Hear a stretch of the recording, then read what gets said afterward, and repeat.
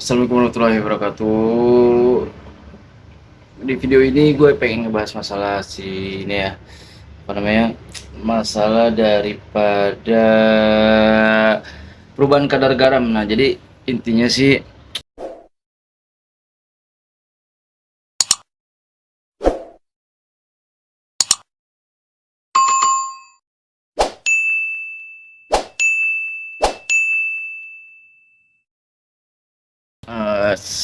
so nih, nah gue pakai pembatas gini nih. Nah, ini kemarin luber nih airnya karena auto top up gua tuh mengalami kerusakan. Itu jadi auto top up itu mengalami kerusakan sehingga air tawarnya itu, RO-nya itu terus-menerus turun tuh. Nah, yang tadinya kadar garam gue 1025 itu berubah menjadi 1015. Wah, itu luar biasa banget perubahannya, 1025 jadi 1015 dikarenakan yaitu tadi RRO gue rusak dan tanpa menjadi air udah luber kemana-mana ya kan. Nah, tapi ada pelajaran yang dapat gue petik di sini. Nah, 1025 sampai 1015. Nah, di situ beberapa koral ada yang tumbang sih ya. Tapi koral-koral kuat seperti jamuran ini jamuran udah lumayan awet ya. Ini jamur-jamur ini senia juga masih oke. Terus juga payungan. Ini mereka ini tetap tetap hidup gitu. Dan untuk ikan ya agak sedikit lemas ya. Ikan agak sedikit lemas. Untuk invertebrata seperti halnya bintang laut ini juga masih tetap aman. Si bintang laut ini bintang laut bantal. Terus juga ada bintang laut yang mana tuh? Di mana dia? Ada satu lagi. Nah, itu dia. Oh, bintang laut apa itu? Lupa lagi namanya. Nah, pokoknya bentuknya seperti ini. Nah, intinya sih perubahan ini aku maknai dan ada pelajaran banyak banget. Nah, teman-teman, khusus saya mempelajari sedikit ya kan, karena setelah mengalami perubahan parameter daripada apa tadi, kadar garam itu kita nggak bisa langsung yang tadinya 1015 jadi langsung 1025, itu nggak bisa.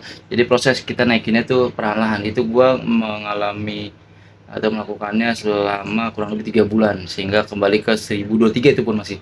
Nah, 1015, 16, 17, 18, 19, 20 pelan-pelan aja. Jadi nggak usah langsung 1015 gara-gara air tawarnya penuh. Nah, lu langsung bikin 1030 sehingga jadi balance ke 1023-an atau 22-an, enggak gitu. Jadi intinya lu perlahan-lahan naikinnya supaya dia juga nggak kaget mereka biota di dalamnya. Nah, tapi ada yang namanya pelajaran yang gua ambil di sini. Jadi si bintang laut ini dia lebih menyukai kadar garam yang rendah kalau menurut gue ya. Nah, 1020, 1018, ya sekitar 1018 aja dia masih bagus, masih hidup. Dan sampai akhirnya gue ambil kesimpulan bahwa memelihara bintang laut bersamaan dengan ikan, bersamaan dengan koral itu sih bagusnya di 1023 kalau menurut gue ya. Karena apa?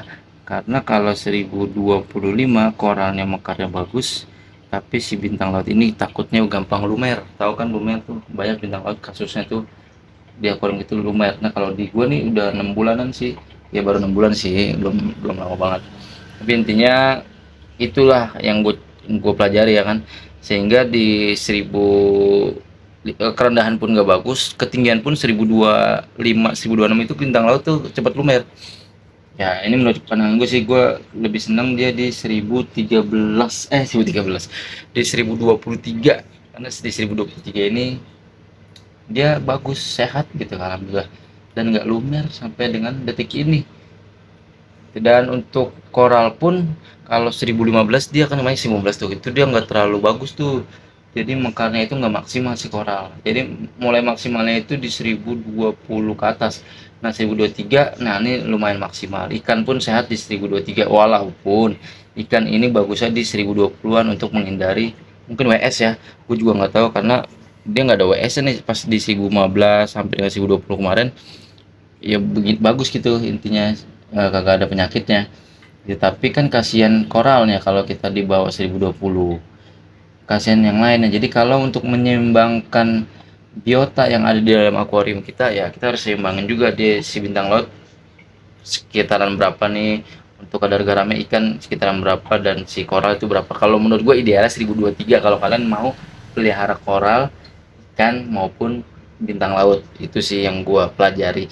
Dan kalaupun si ada kasusnya si apa namanya, aiptasia tuh, si penyakit ikan itu, penyakit hama akuarium kita itu, si aiptasia ini tuh dia nggak bakal hidup di bawah 1020.